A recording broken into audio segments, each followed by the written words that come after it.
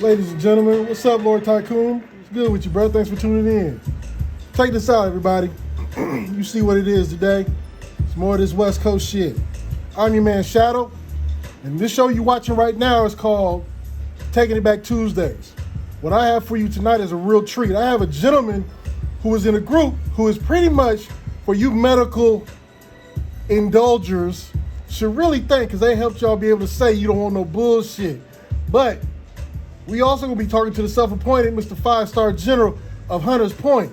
Now, those of you who know about the HP in Frisco, you know better. So you got to give this man respect where he deserves it. Not to mention, he's been carrying on the name on his back for very, very, very long, and he's been really doing this thing. Tonight, ladies and gentlemen, we are going to talk to Black C of RBL Posse. The man is a genius. He has been really doing it for years, carrying on the name, making brothers proud, putting the city on his back and making it do what it do. Ladies and gentlemen, I bring to you Mr. Black C of RBL Posse.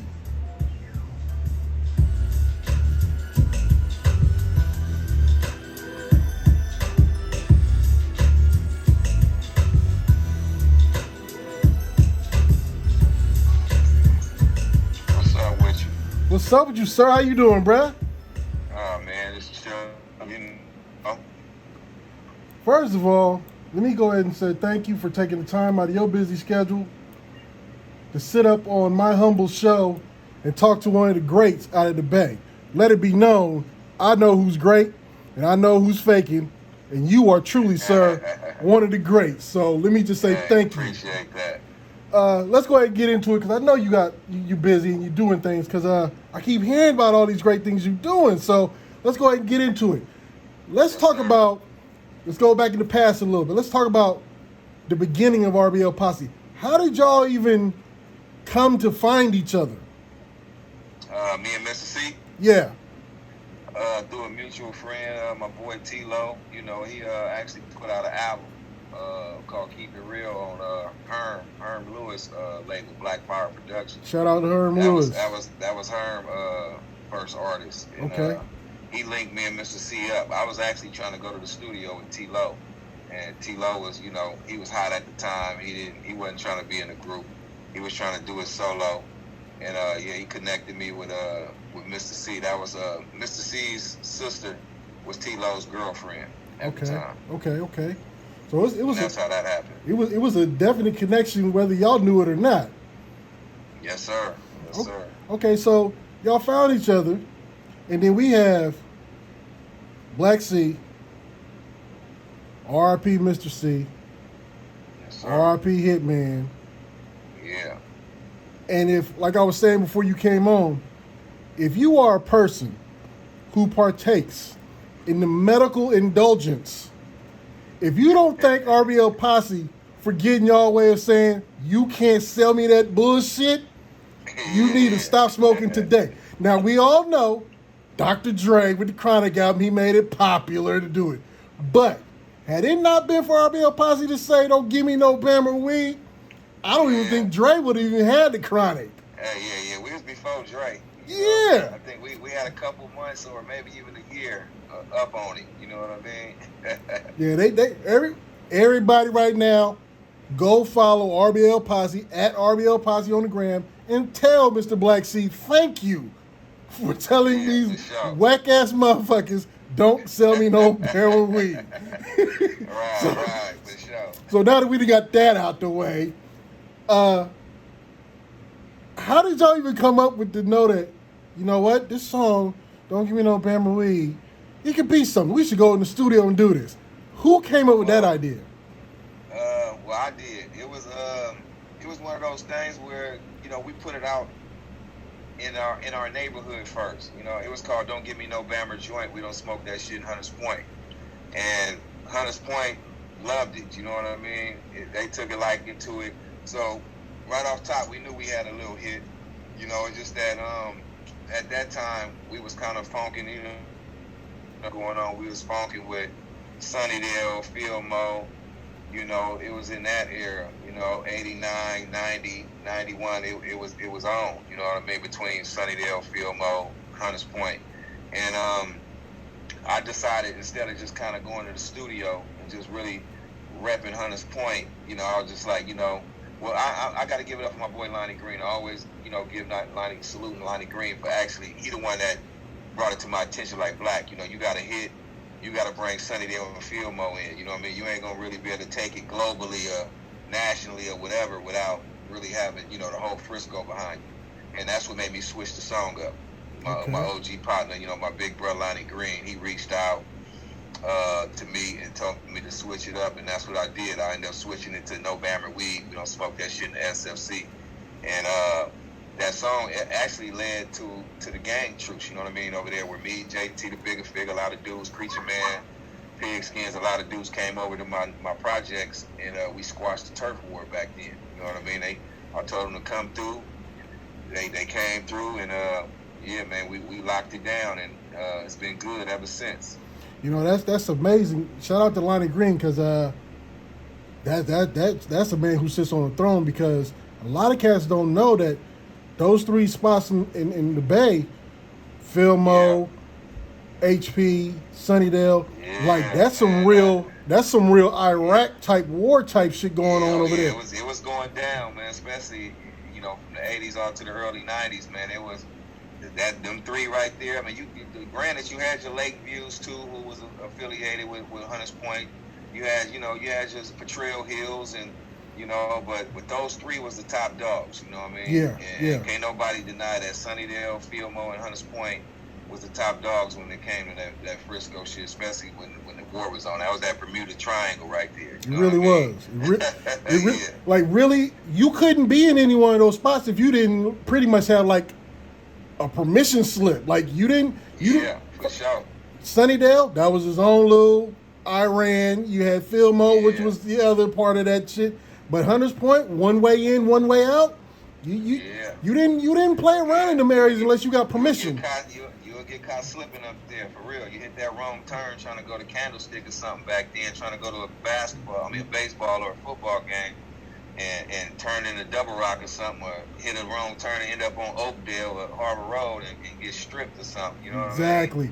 I mean? and the PD ain't coming. I don't care how many times you dial 911, PD wasn't coming unless. And what's crazy is they weren't coming until they got permission to come in. Hey, for sure. So, for sure that. You know, shout out to the real. So, with that being done, and the big homie Lonnie lining it up, getting the hoods to come together, gang troops, like, that was unheard of. I'm sure all the hoods at that time was like, huh? With that being kicked off as a gang troop or a truce amongst kingdoms, did y'all really sit up and be like, we must really, really have something, because for this to happen with a truce, they must really, really support it at the same time? How was that feeling, knowing that you connected all three of those warring battle kingdoms, and to be able to take off like y'all did? Man, it was a good feeling. You know, it was all on in trust. You know, they trusted me, and they came through, and I give them credit for that, because if it was reversed, I don't even know if I'd have went over the OC projects. Never. You know what I mean? And even trusted it. You know what I mean? But I give them dudes, man. I give them credit for that, because they pulled up in the heart of Hunters Point, right up there on Harbor, man, on the block. You know, they came up there, 6-7 cars deep, and you had dudes pulling in from different sets, thinking that they was on one. Thought they was gonna come up there and do a drive-by, do some crazy shit. But it was cool, and man, it just felt good being a part of that, man. And even right now to this day, when I run into Big Creech and all that, man, we shoot the shit and we talk about it. It's love, man. Even JT the Bigger Figure, man, he always, he always appreciate the fact that we came together, and I end up taking him, because by us coming together, I ended up helping him actually press up his first album.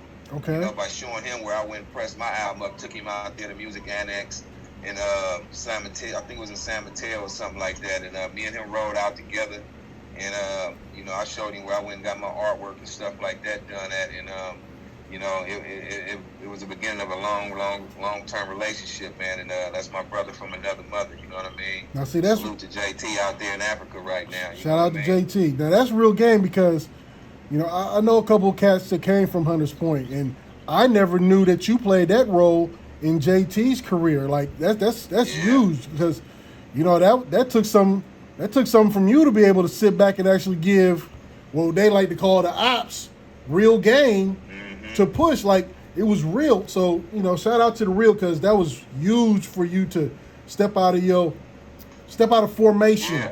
And push that line. So, you know, you definitely ahead of time. It's a lot of stuff like that. It's a lot of stuff went on behind the scenes people don't know about, like, you know, as far as stuff like that, me being a part of helping JT press his first album. Even with Rapping Forte, getting over there with Frankie J and Fly and them, I was a part of that. You know what I mean? Helping him get his stuff, getting with him. And, you know, even my boy, shout out to my boy Big Mac, you know what I mean, who came out on Fat Sack Records. You know, it's like a lot of like relationships I was dabbling with and was a part of on making it happen. You know what I mean? Right. So, yeah, man, it's a lot of things that went on behind the scenes in the city, man, that Black Sea was a part of. You know, I just don't talk about it too much unless I'm asked or something. But see, that's what's so, and I'm gonna say that's what's so great about you because you didn't use that like these cats these days. You know, if they see a cat on the side of the freeway that's starving and they giving them a sandwich. Oh, it's got to be an Instagram story, and they got to show themselves. And like, you ain't supposed to do that. You're supposed to be humble and help that man out. And that's what you did. You really set the standard. Staying humble, man. You know what I mean? That'll get you far in this game, man. And that's one thing I always been was humble, man. You know what I mean? Ain't nothing wrong with that. Okay. So let's go forward a little bit because we didn't had the greats pass. May they rest in peace. But a lot of cats would have said where you would have been just done with the music.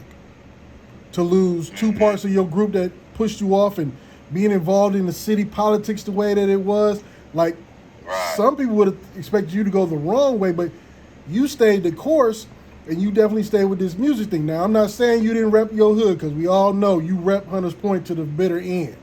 But so what was it like mentally for you to be like, you know, this happened to my homie here, and this happened to my homie here, and it's all behind some politics shit, but I'm going to push this music as hard as I can. What kept you going? Man, family, man. You know what I mean? My kids. You know, at the time I had my daughter. You know, if I didn't have my daughter, I ain't no telling where I'd probably be in jail or something, man. You know, I would have damn near told some shit up behind the death of Mr. C and being double crossed by some homies, man. You know, I'd have went banana up on that motherfucker. But my daughter, you know what I mean? I had a bigger goal, man, and it was just to really get her situated and kind of break that cycle of just in the hood, you know, my mama was in the hood, her mama was up there in Hunters Point, and it was just on, and, you know, just seeing the same shit. So I was the first one out of my family to actually buy a house and able to break that cycle, to have my kids grow up, you know, in the suburbs or whatnot, and go to a school that's actually got some funding behind it and things of that nature, you know what I mean? So showing them a different way of doing things. So that's all that was, man. Just making sure my daughter, man, you know, she softened me up a little bit, and that made me kind of like, you know, I gotta, you know, just, you know, man, that pride, you know, I got to swallow that pride and move on, you know what I mean, and let the streets, that karma gonna catch up with them like it did, you know what I mean, and I'm blessed, I'm still here, you know, I'm living good, I'm healthy in the motherfucker, and you know, it's like I got a second shot at it right now with this music, you know, my new single out with Larry June, and man, an album dropping next month, book dropping month after that. So, I mean, it's been good, man. Like I say, family was the key, and just moving on, man. You know what I mean? It was just time for change, man, and having some dudes behind me who listened to me. You know what I mean? I had my brother and them and cousins and a bunch of associates who was, all I had to do was push that button, and they was ready to go tear something up, man. And I decided to, you know, save us all, man. And like, you know, the only thing that's going to happen is we're going to be either in jail or we're going to be dead, man. Right. So, you know, I let the streets handle. I let the streets and that karma catch up to the dudes that did it, and that's what happened. Yeah, because had you made that shot at that time, I don't believe the city would be the way it is now. Even though it's got its politics right now, but woo, it would have been so bad. Yeah. youngsters out there right now, they on another level. See, it's different than.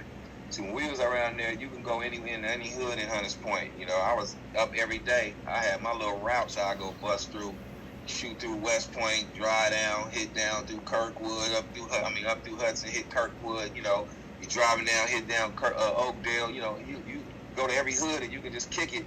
You don't have to worry about nothing. Now is the hood's done broke down. It's hood against hood. You know, uphill against downhill. This side against that side. So.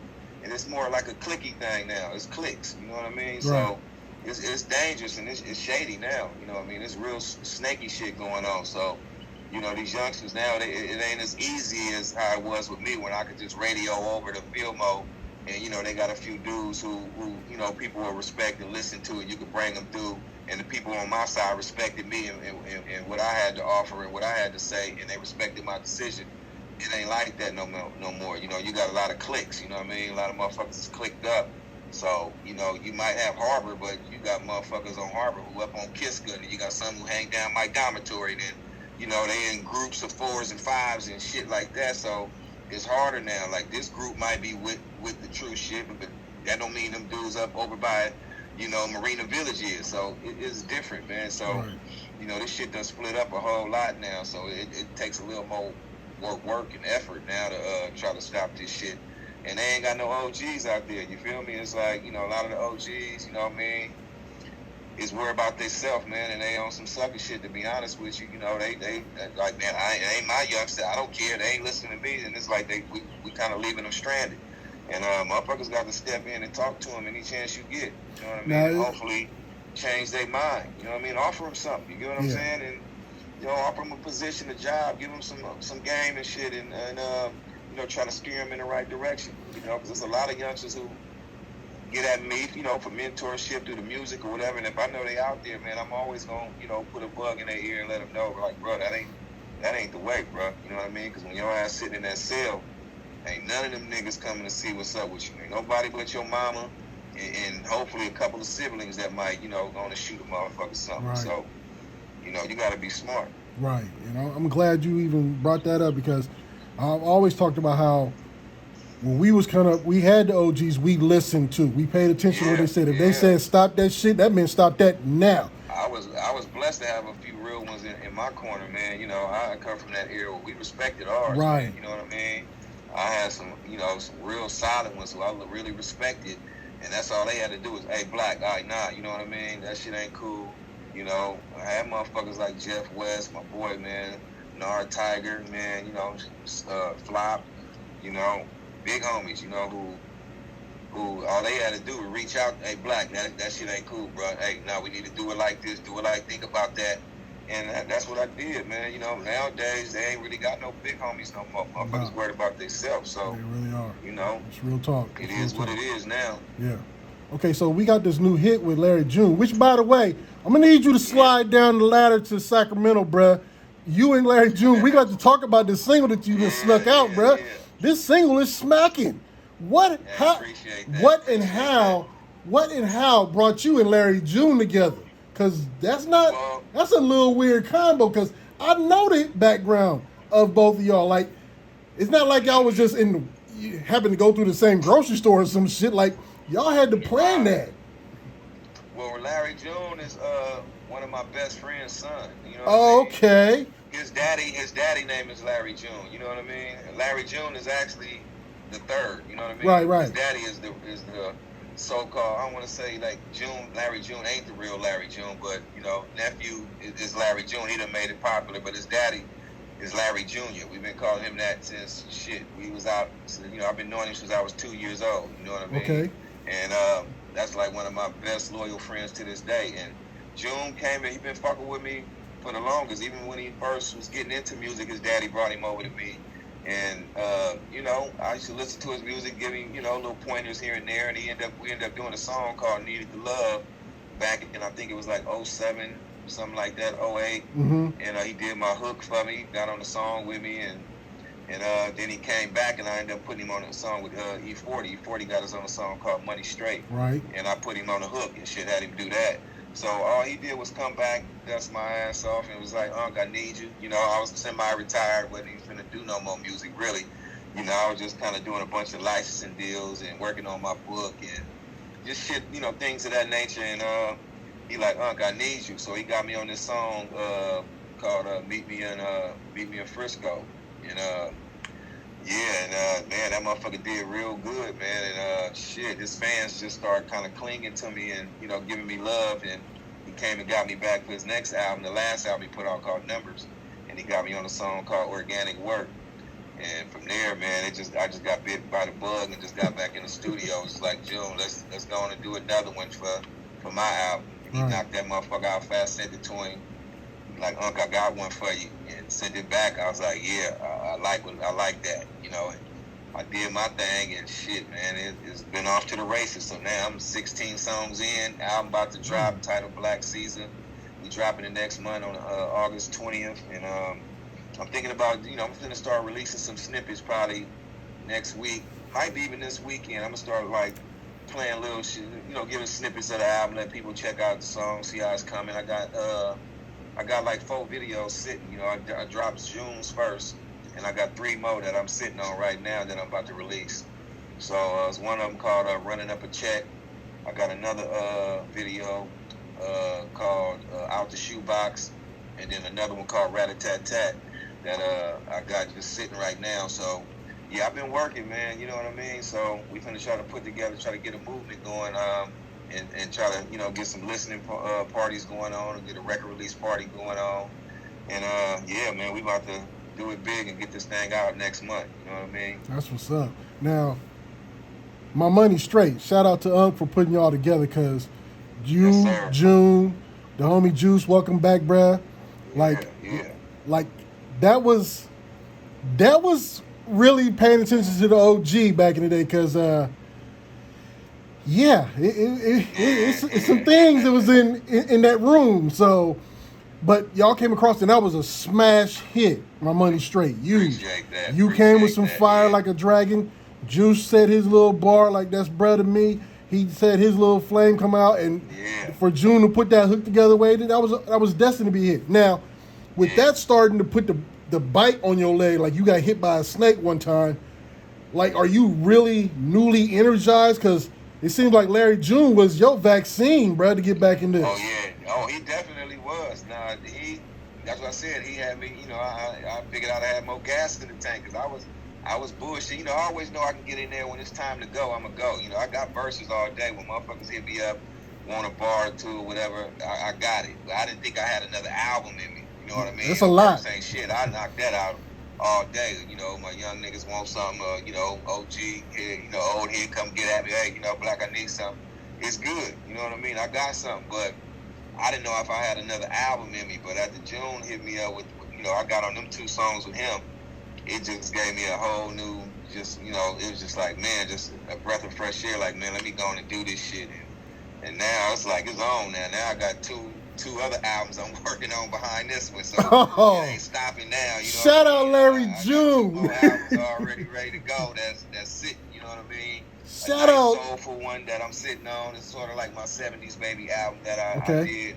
I got one of those that I tucked away that I'm working on, and then I got another one where it's gonna be all mob shit, just all mob music, and a little bit of G-funk on it called Mob Ties, where I'm mobbing it out on that thing. So yeah, I got some shit, man, that I'm in the works with right now. So this album is kind of all over the place. When they hear this Black Season, they're gonna be like, damn, because it's a little bit of turn up, a little bit of soul, a little bit of that, you know, that shit like you heard with me in June. It's kind of all over the place. You know, a motherfucker ain't gonna be able to pigeonhole me and be like, okay, it's mob, or it's some of that old RBL type shit. It's a little bit of everything. You know what I mean? I say it's kind of like a dose of all my solo albums. You know what I mean? That's gonna be nice. That's gonna be real nice. Yeah, it's gonna be dope. I'm gonna need you in June. I'm gonna hit you after this in the DM. I'm gonna send my email. Sure. One, I need a DJ pack. I got my DJs and they. I got it. We just got it done. I actually just got it done. We got everything ready to go. I just gotta tighten it up. He just sent it through WeTransfer. All the little acapellas and the radio version. We got that all done right now. The whole DJ pack ready to go. I actually just got it this morning. You know what I mean? So it's ready. But that lets you know that gives everybody who's paying attention, artists, fans, That's real knowledge, because a lot of cats don't do DJ packs anymore, but they don't understand they crippling themselves. Yeah, they hurting themselves. You can't just throw it out and just say, oh, it is what it is, and just use the street version or the dirty version or whatever you want to call it, and just leave it at that. Because some songs that you might not think is singles, man, be singles if you let these DJs get a hold to it and throw that shit on in the club. It ain't no telling where that thing gonna go. So you want to always do, especially when you got traction under a song. You get that traction, you got to get that DJ pack, man. Create them acapellas, them instrumentals, and get all of the different versions and zip it up and ship it out. You know what I mean? Right. Now, do you think that comes because the younger generation, this era right now, think that radio isn't important, even though radio is still it plays a real important role in your career?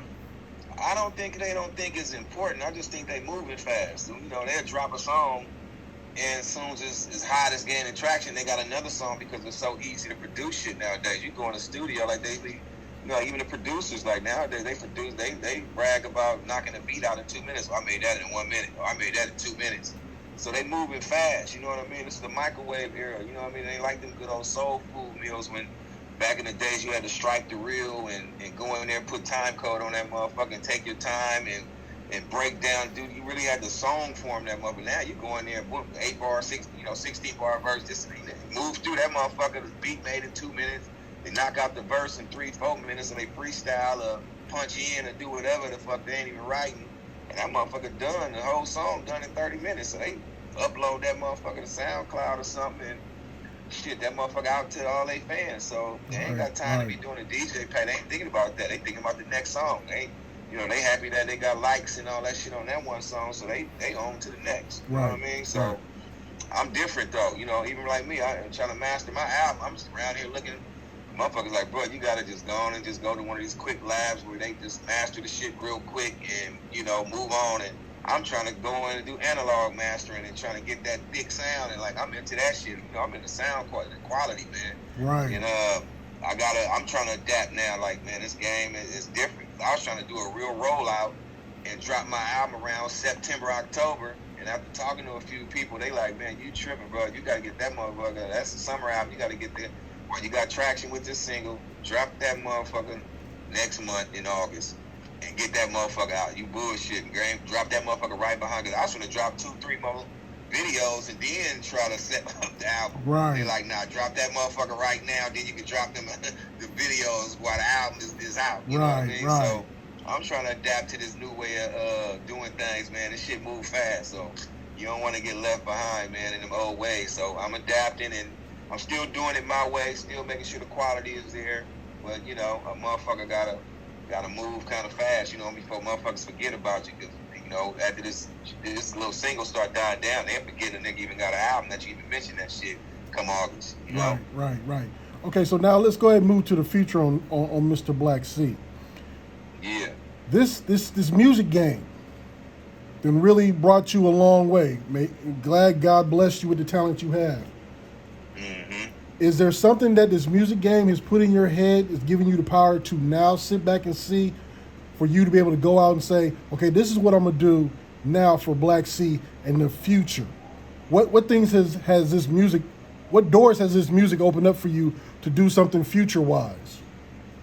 Well, like I said, it kind of the music done brought me a lot of business relationships I got all came through music. So that's just off top. Music done blessed me. Music done put me up in this house I'm sitting in right now. I've been owning for over 20-some years. So I've been blessed to be able to have this music, pay this house off and have my kids living good. But as far as business, all my business endeavors, man, it's like, the cannabis game, I got a bunch of joint ventures going on with that. I'm connected with my guys, Buddy, Indoor Natural. We got a collabo coming. It's about to drop next month. And it's my Roofless 92. And it's some gas, you know what I mean? We got some Roofless runs on the way. And I also got a a joint venture going on with Sunset Connect. They got the Legend series. They dropped a couple pre-rolls and a strand. I forgot the name of Quinn. I think it's called It's the Quinn or something like that. San Quinn did a joint venture with them, and now we got one, and we got a strand called Ruthless by Law coming out. All that shit dropping, and we gonna do a rollout like if it was an album. You know, we gonna get in stores, sign some posters. You know, let motherfuckers come by, sample some of that good fire, and yeah, we gonna just keep it pushing. But you know, the music done brought me licensing deals. I've been doing a lot of things with movies and sitcoms, and working with Thrasher skateboard companies like Thrasher. Did licensing deals with them. FTC, shout out to FTC for the city. We done did some things, just things like that, man. You know what I mean? I'm just gonna keep doing it, and also on top of giving clearances to songs like No Bammer, like Wiz Khalifa done brought it back and brought it to hit the new generation. You know what I mean? Right. A lot of my fans don't really care for it. I like it, you know what I mean? But they always got the classic shit to fuck with. They can always, our shit ain't going nowhere. They don't like Wiz Khalifa's. Hey, so be it. Don't play it.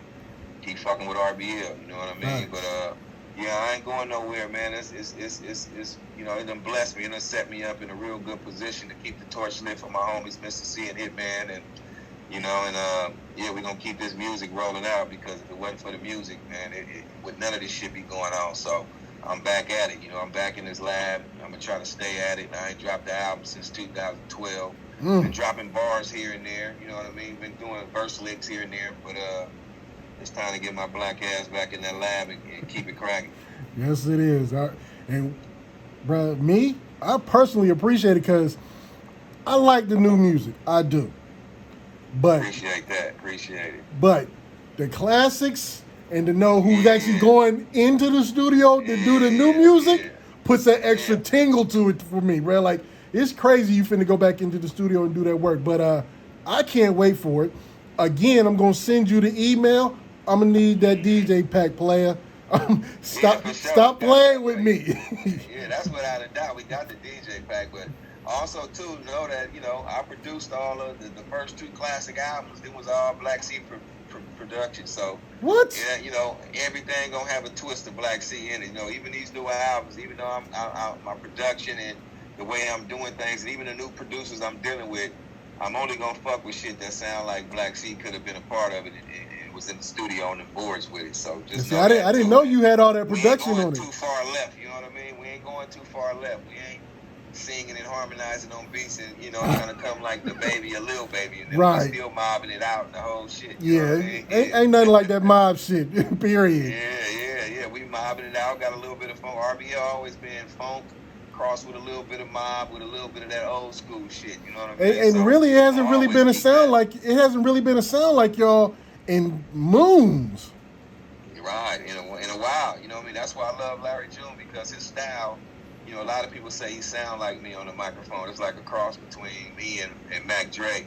Yeah. And, I don't really see it, but even when his mom told me that, she was like, Chris, my son sound like you. And I'm like, man, I don't. She said, no, your first album, he sound, so I'm happy that he bringing that authentic sound back, you know what I mean? Right. He bringing that shit back, and it paved the way for me to be like, okay, it's a nice little path for me to, to make my little way in this shit again. So it's good. Well, once again, shout out to Larry June for giving you the vaccine to bring you back, Bled, because yes, sir. Woo! Shout out nephew. Next time I see Larry June, I got to shake his hand and give him a hug. Boy. Appreciate that, man. But yeah, for sure. I know you on a time schedule right now, bro. So I just want to say thank you for taking the time out of your busy schedule to sit with me and give us a little bit of your past, your present, and your future on this situation. Yes, sir. I'm gonna need the DJ pack. I'm gonna send a little sheet of drops. Send it to me. Send your info to the DM. I'm gonna send some drops. And by the way, drops too, for sure. By the way, if you have anything that you want to release, talk about, or you just want to come and sit up here in the studio and have a few drinks, bruh, you are more than welcome. You are legend to me. You OG to me. Appreciate so that. I show the respect that is given. So I just want to say thank you again. If there's anybody out there who wants to get a hold of you, maybe do some music, send some beats to you, or even try and get on your label or anything, can you give them the information? Yeah, everything is in my bio on here. The store for the merch and shit like that is all in my bio. As far as beats, Black Caesar, Black CZA at Comcast.net, that's in my bio.